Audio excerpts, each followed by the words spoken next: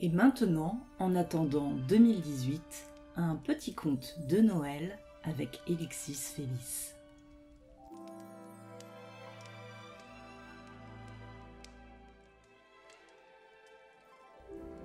Il était une fois un petit renne qui voulait tirer le traîneau du Père Noël.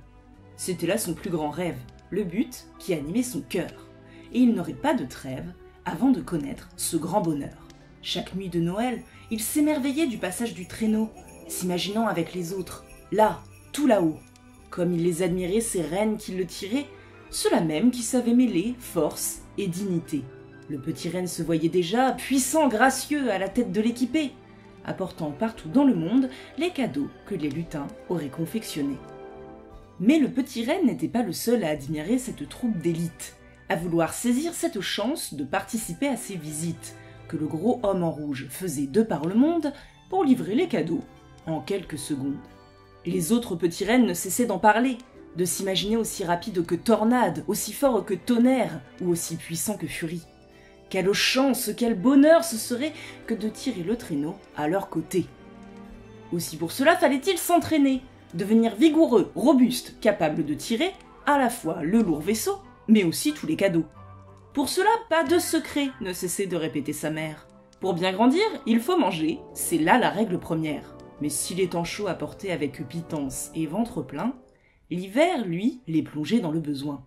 Là où jadis les températures drastiquement chutaient, apportant la neige et les lacs gelés, ne subsistait aujourd'hui qu'une pluie glaciale qui faisait, comble d'horreur, fondre le manteau hivernal. La neige, cette couche protectrice, avait cessé de tomber, et le peu qui subsistait fondait sous l'assaut des pluies répétées. Il ne fait plus aussi froid qu'avant, affirmaient les anciens. Le climat est changeant, soulignaient les plus malins.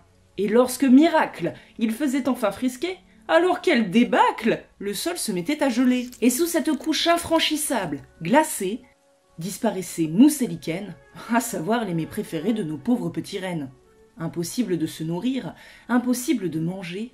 Certains allaient jusqu'à mourir de se voir ainsi privés. Notre petit renne n'était pas né costaud, et les hivers à la diète n'arrangèrent pas notre petiot. Petit, chétif et maigrelet, il n'avait que le courage en grande quantité. Et c'est armé de sa seule vaillance qu'il se présenta au Père Noël passer les épreuves annuelles. Autour de lui, des centaines d'autres cervidés, prêts à tout pour rejoindre l'équipée. Relevant la tête, certain d'y arriver, notre petit renne s'avance et se met à tirer. Mais rien ne bouge, pas même d'un iota. Il se démène, il sue, il devient tout rouge, mais le traîneau ne bougera pas. Quelle horreur, quelle honte, quelle disgrâce! Il ne pourra plus jamais se regarder en face. À coup sûr, il va devenir la risée du troupeau et de toute la forêt.